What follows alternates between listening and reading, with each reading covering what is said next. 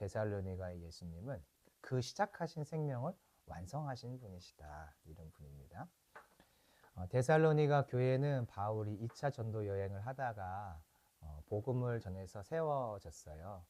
그런데 박해로 인해서 바울도 급히 그 자리를 떠나게 됐고, 교회가 세워진 이후에도 그 땅에 계속 박해가 있었죠. 떠난 이후에 이제 서신들을 통해서 데살로니가 교회의 소식들을 듣게 되는 거죠. 들어보니까 첫 번째 박해로 인한 어려움이 실제로 그들 안에 있었고, 또 다른 한 가지 어려움은 재림에 대한 오해. 왜 재림에 대한 오해를 하게 되냐면 박해가 너무 심하니까 사람들이 생각을 하겠죠. 주님 빨리 오셨으면 좋겠다. 끝났으면 좋겠다. 이런 생각들 하면서 이제 오해가 생긴 거죠. 그래서 예수님의 재림에 대해서 그 재림하시는 그 예수님이 무엇을 하시는가에 대한 이제 설명들을 많이 합니다. 바울은 어떤 메시지를 하냐면 그래서 예수님 오시는데 악인을 심판하기 위해서 오시는 게 아니다. 우리는 핍박 가운데 있으니까 저 악인을 빨리 주님이 정리하셨으면 그런 마음으로 너희들은 주님을 기다리지만 주님의 초점은 악인의 심판에 있지 않고 의인에게 준 생명, 그 생명을 완성하는 데 있다. 이렇게 설명을 합니다. 먼저 예수님이 재림하시는 이야기를 하는데 재림하셔서 하시는 일 5가지인데 이게 줄여지면 4가지로 줄여져요. 한번 보시죠. 첫 번째는 노하심에서 구원하신다라는 이야기를 하세요.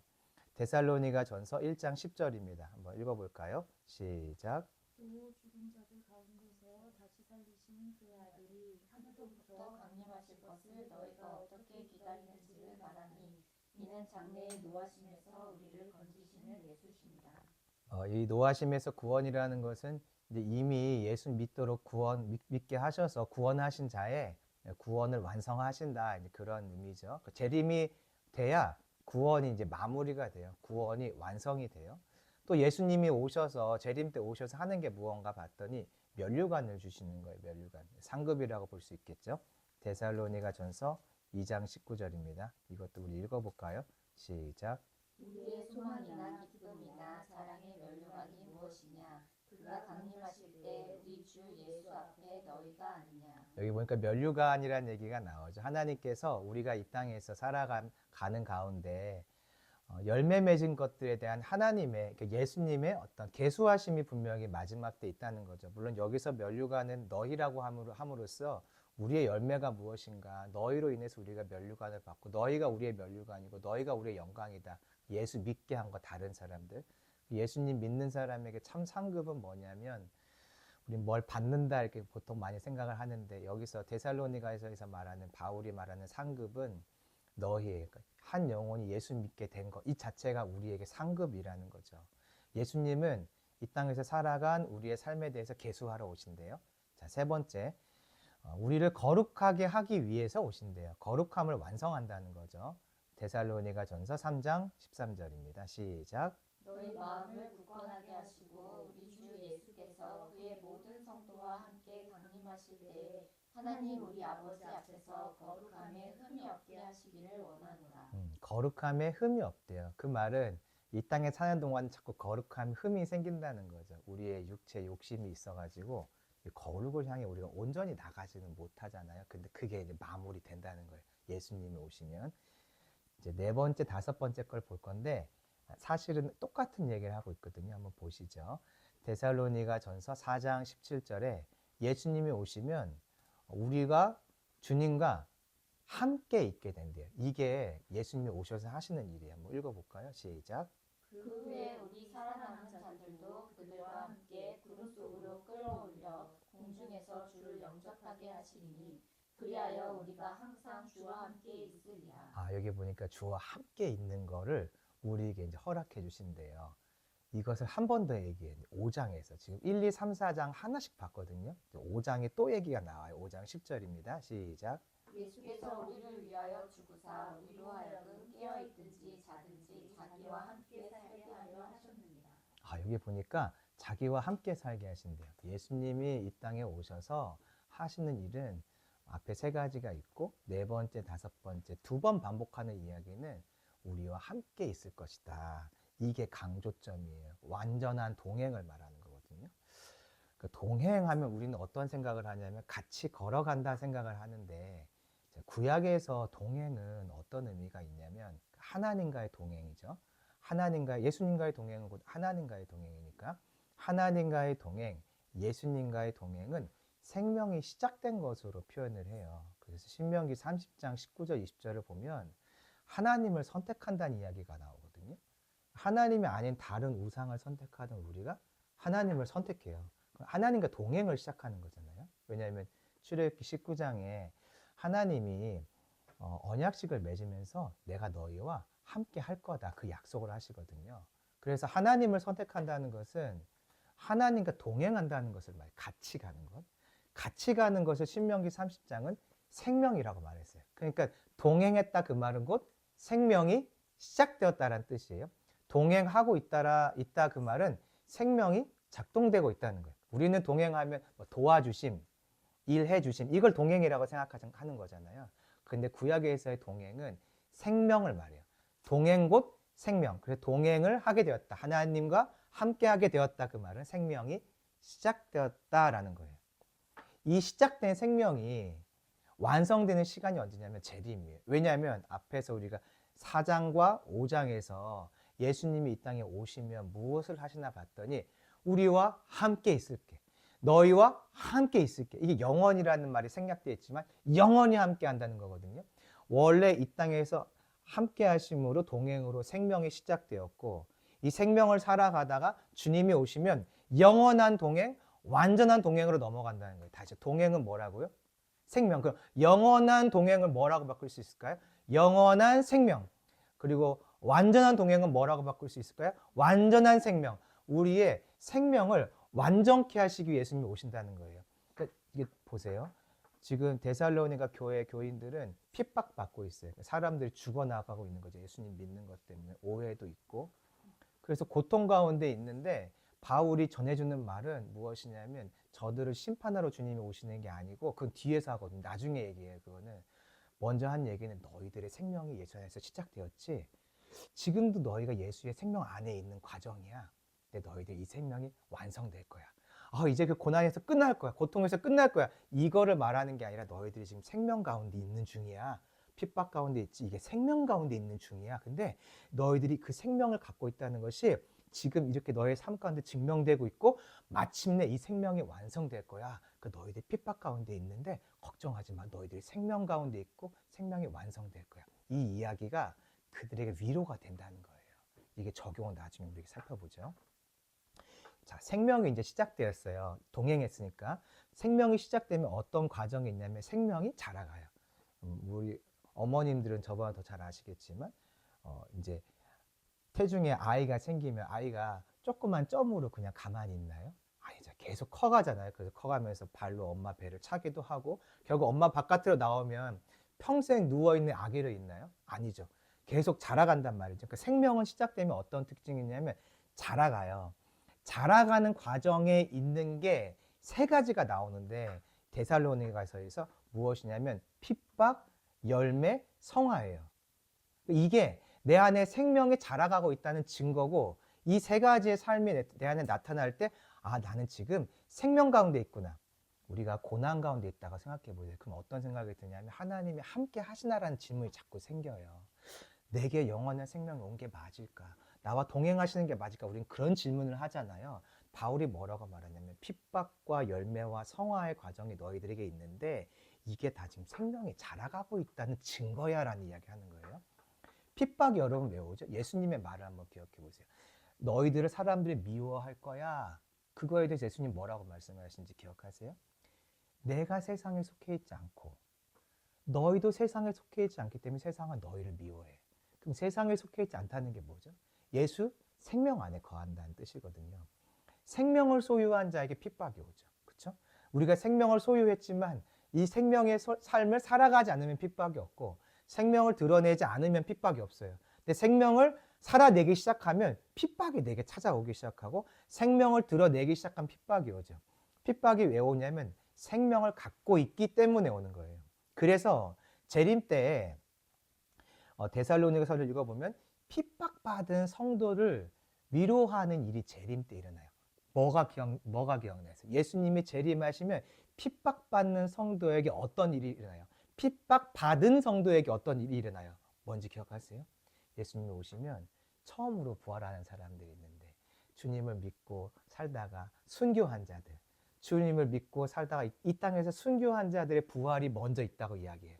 그러니까 주님이 오시면 핍박하는 핍박받아서 이 땅 가운데 고통 가운데 있던 자들을 하나님이 먼저 위로하심으로 그들을 일으키시죠. 부활시키신단 말이죠. 핍박 중에 하나님이 함께 하세요. 핍박은 내 안에 생명이 있다는 증거인 거예요. 그 증거를 부활을 통해서 하나님이 세상에 확인시켜 주시는 거죠. 생명이 자라가면 핍박이 있고요. 두 번째, 열매가 있어요. 2장에서 어떤 일이 있었냐면 생명의 면류관을 준다고 하죠. 면류관. 면류관이라는 것은 이 땅에서 우리가 살아간 삶의 결과에 대한 거죠. 하나님이 주시는 선물. 우리가 생명이 들어오면 어떤 일이 일어나냐면 이 생명을 나누어 주게 돼요. 여러분에게도 생명이 있기 때문에 자녀에게 또 생명을 나눠준 거잖아요. 그 자녀가 또 결혼하면 생명을 또 누군가에게 나눠주겠죠. 그렇죠? 그런 실제 생명도 있고 내 안에 예수 생명이 들어오면 이 예수 생명을 나눠주게 되잖아요. 우리가. 그래서 이 열매는 뭐냐면 생명이 내 안에 있다는 증거예요. 그 증거를 언제 한 번 더 확인하게 되냐면 상급을 통해서 하나님이 예수님을 통해 우리에게 주시는 상급을 통해서 내 안에 있는 이 생명이 진짜 생명이었구나. 내 안에 생명이 있었구나. 내 안에 있는 생명이 이 상급을 통해 확증되어지고 확인되어지는 거죠. 세 번째, 우리가 생명 안에 있으면 어떤 일이 일어나냐면 성화가 일어나요. 이제 3장 넘어가 보면은 자아가 부인되어지고 깨어지는 거에 대한 이야기들이 나와요. 그래서 우리 안에 거룩함을 계속 방해하는 나의 자아에 대한 이야기가 나오죠. 성화가 언제 시작되냐면요. 예수님을 믿으면 성령님에 대한 들어오시죠. 그때부터 성화가 시작되는 거예요. 예수님을 닮아가느라 깨지기 시작해요. 안 깨지고 싶은데 자꾸 내 안에 있는 어두운 것들을 주님이 들춰내셔서 깨뜨리시면서 나를 거룩하게 하시죠. 성화의 과정이, 자아 부인의 과정이 나에게 너무나 고통스러운 거예요. 우리 중에 그걸 쉬운 사람이 어디 있겠어요. 그런데 그때 어떤 것을 우리가 확인할 수 있는 거냐? 내 안에 생명이 시작되었구나. 내 안에 지금 생명이 작동되어지고 있구나라는 것을 확인할 수 있는 거죠. 그래서 핍박과 열매와 성화는 내 안에 생명, 즉 주님과의 동행이 시작되었고 이 동행이 풍성해지고 있는 과정이고 내 안에 생명이 자라나고 있다는 증거라는 거예요. 증거. 자, 그럼 예수님이 오시면 이런 핍박과 열매와 성화가 우리에게 있을까요? 없을까요? 예수님이 이 땅에 재림하시면 더 이상 예수 믿는 사람들에게 핍박과 열매와 성화가 있을까요? 없을까요? 없어요. 핍박은 끊기죠. 열매는 맺을 필요가 없어요. 이제 끝난 거니까. 성화는요? 나 더 거룩해질 필요가 있나요? 아닌 거예요. 끝난 거예요. 무슨 뜻이냐면 동행. 이 세 가지의 과정이 동행 가운데 있는 거잖아요. 동행 가운데. 이 동행이 완성된다는 의미인 거예요. 예수님이 오시면 핍박이 없다. 열매가 없다. 성화가 더 이상 없다. 영화가 이루어진다. 그럼 우리가 이제 힘든 거 끝난다. 우리 이렇게 생각하는데 그게 아니라 우리가 주님과 동행하고 있던 그 동행이 완성되는 거. 완전한 동행으로 바뀐다. 그런 의미예요. 왜냐하면 이 땅에서의 동행은요. 하늘나라에서 하나님과 함께하는 영원한 동행과 좀 달라요. 이 땅에서 동행은요. 보이지 않는 가운데 믿음으로 하는 거죠. 여러분 하나님 보이세요? 하나님이 안 보여요. 물론 하나님 우리의 삶 가운데 일하시는 것들은 보이죠. 근데 하나님 자신이 보이지 않는단 말이죠. 이 땅에서의 동행은 불완전해요. 보이지가 않아요. 보는 것이 아니라 보이지 않고 우리가 무엇으로 하죠? 믿음으로 하잖아요. 이 땅에서 동행은 믿음으로 하는 거고 보여지지가 않아요. 이 땅에서의 동행은요. 계속 죄와 싸움이 있어요. 우리 안에 성령을 거스르려고 하는 육체 욕심이 끝없이 있습니다. 그래서 이 동행이 완전하지가 않아요. 동행이 완전하지가 않아요. 우리가 주님을 아는데 이 땅에서는 성경에서 뭐라고 말하고 있냐면 지금은 거울로 보는 것 같이 희미하나. 이 거울이 우리가 쓰는 이 거울이 아니라 청동 거울 다 아시죠? 그래서 희미하게 내 얼굴이 보이는 거예요. 하나님은 우리가 경험하고 알고 있는데 희미하게 아는 거예요. 잘 몰라요. 성경의 내용 중에 우리가 모르는 게 또 얼마나 많아요. 들었고 알았는데 다시 알게 될 때가 또 얼마나 많아요. 그러니까 우리는 이 땅에서 동행하고 있는데 하나님과 그 부분적인 동행, 불완전한 동행, 보이지 않는 동행이라는 거죠.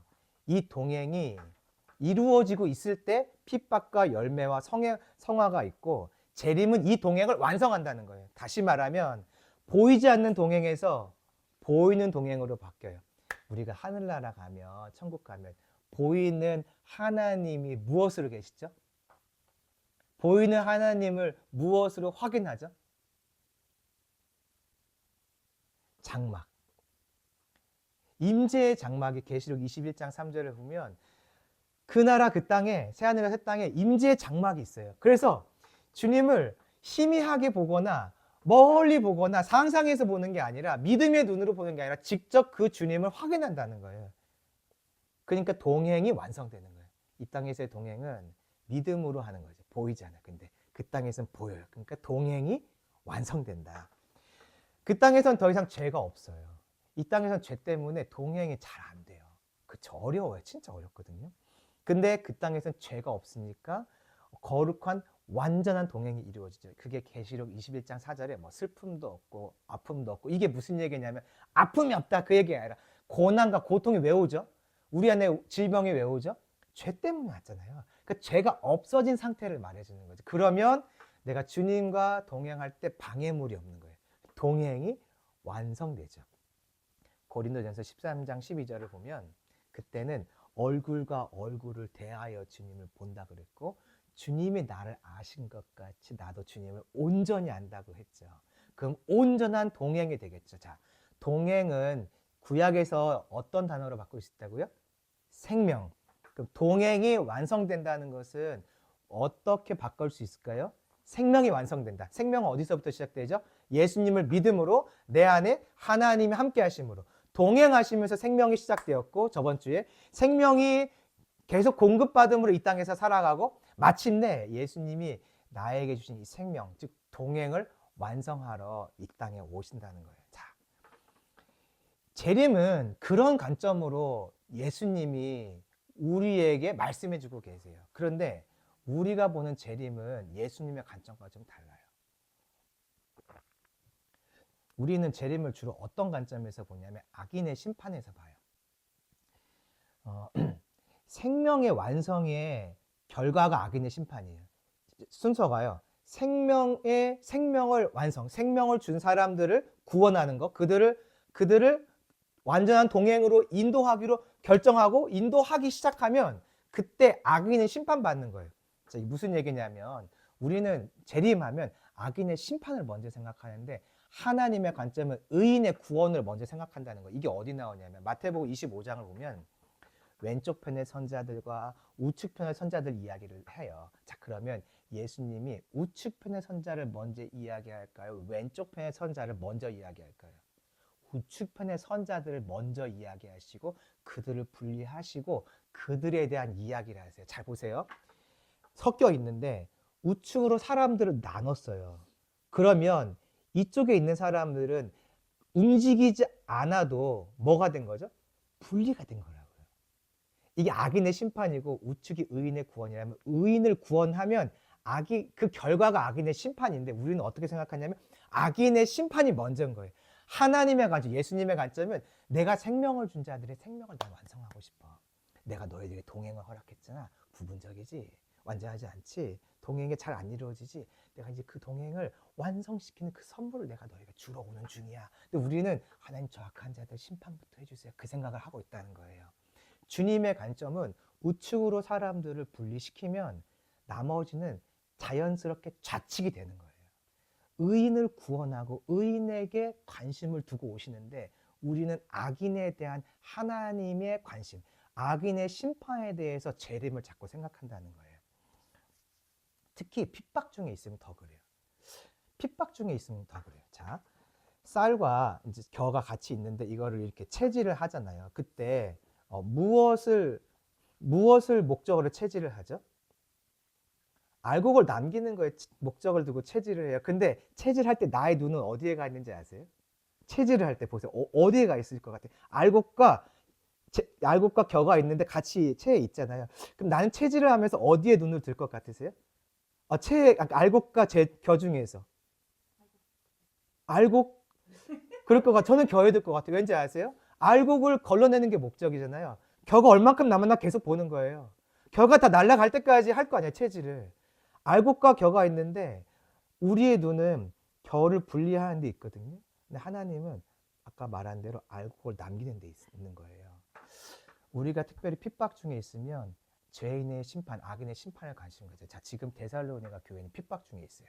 그러면 바울이 먼저 해야 될 위로는 우리의 생각에는 저도 다 하나님이 정리하실 거야. 이건 어디 나온지 아세요? 데살로니가 후서에 나와요.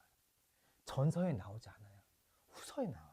후서의 1장, 2장 집중적으로 나와요. 악인의 심판.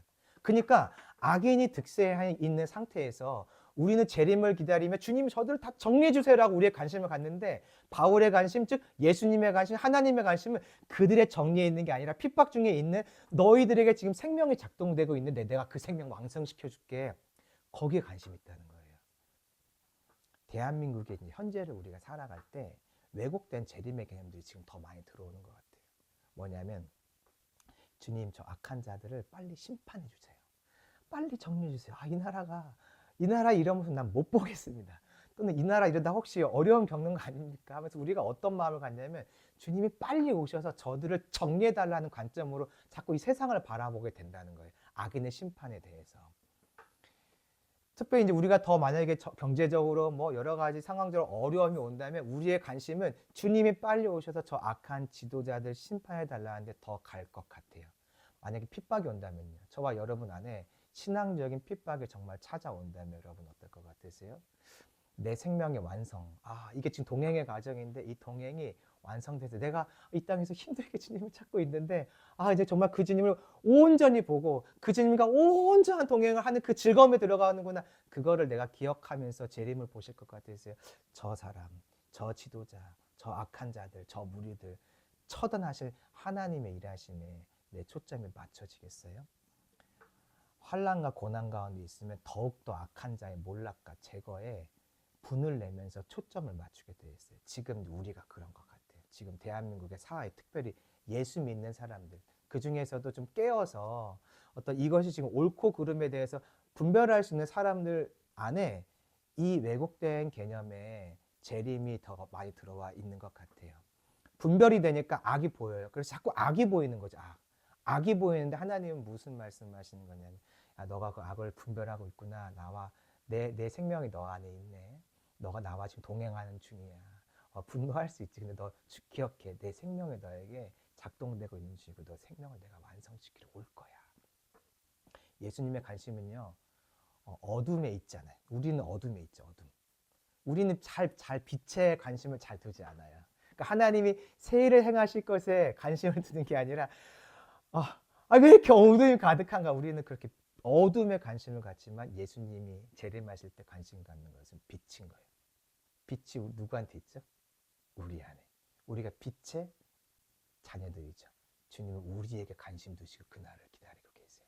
그럼 우리도 역시 어둠에 있는 자들에게 관심 가질 게 아니라 빛 안에 있는 내가 영원한 동행으로 갈 그날이 가까이 오고 있구나. 내가 그 동행을 좀 살아가고 있구나. 이렇게 보면 재림에 대한 왜곡에서 벗어날 수 있고 악한 자들이 있는 가운데도 우리가 주님을 온전히 동행할 수 있어요. 악한 자들을 보면서 분이 일어날 때 동행이 끊겨요. 왜 동행이 끊기냐면 죄를 짓고 있으니까. 화를 내고 있으니까.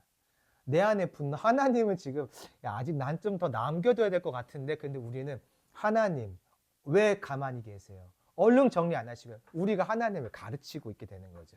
그럼 동행이 끊기는 거죠. 하나님보다 내가 더 위에 있고 주님을 나의 왕으로 생각하지 않고 그분의 계획하심을 내가 받아들이지 않으니 동행이 끊기는 거죠. 주님은 빛에 관심 두고 계세요. 데살로니가 교회의 상황을 바울이 누구보다 잘 알아요. 핍박 가운데 있는 그 성도들에게 필요한 것은 악한 자의 심판의 메시지가 아니라는 것을 바울이 명확하게 알았죠. 예수님의 관점을 알았던 거죠. 그래서 전서에서 끊임없이 너의 생명이 지금 자라가고 있는 중이야. 너의 생명이 완성될 거야. 조금만 더 기다려. 예수님은 어떤 분인가? 생명을 완성하는 분이에요. 우리의 관심은 그럼 어디에 둬야 되냐면 내 생명이 지금 잘 자라고 있는가 보셔야 돼요. 세 가지로 볼 수 있어요. 성화가 이루어지고 있는가? 난 거기에 마음을 두고 있는가? 성화도 마음을 두는 거예요. 우리가 살다 보니까 힘든 사람 만나서 힘든 상황 만나서 깎이지. 뭐 그것도 맞는데 내가 성화를 향해 달려가야 되는 거예요. 달려가는 거. 그것이 있는가가 내 안에 생명이 작동되고 있다는 증거죠. 열매가 있는가? 복음의 열매. 핍박이 있는가? 내가 생명을 따라가기 때문에 핍박이 있고 핍박이 있는 줄 알면서도 생명의 길을 걸어갈 것인가? 이것이 내 안에 생명이 있는 것을 내가 점검하는 데살로니가에 나온 세 가지 증거가 되죠. 그래서 우리가 이 기간에 내 안에 생명이 잘 자라고 있는가를 자꾸 관심 갖는 거예요. 뉴스에 어두운 이야기가, 안 좋은 이야기가 나오고 자꾸 내 안에 분별이 돼서 저건 잘못된 거야, 저건 지금 속고 있는 거야 하고 분별될 때마다 내 안에 동행이 이루어지고 있고 생명이 이루어지고 있구나, 생명을 잘 자라고 있는 자꾸 점검하셔야 되는 거예요. 그리고 기대할 것은 무엇이냐면 이 세상 이제 끝난다, 도피한다, 탈출한다. 그게 아니라 완전한 동행의 자리에 내가 정말 들어가고 싶다. 예수님이 오셔서 생명 완성하시는 그 완전한 동행으로 내가 들어가고 싶다. 내가 하나님의 얼굴을, 하나님을 그 온전히 만나는, 부분적으로 만나지 않고 온전히 만나는 그날을 내가 정말 기대한다. 이런 마음으로 이 시간을 살아내는 거죠. 우리의 왜곡된 관심은 힘들다.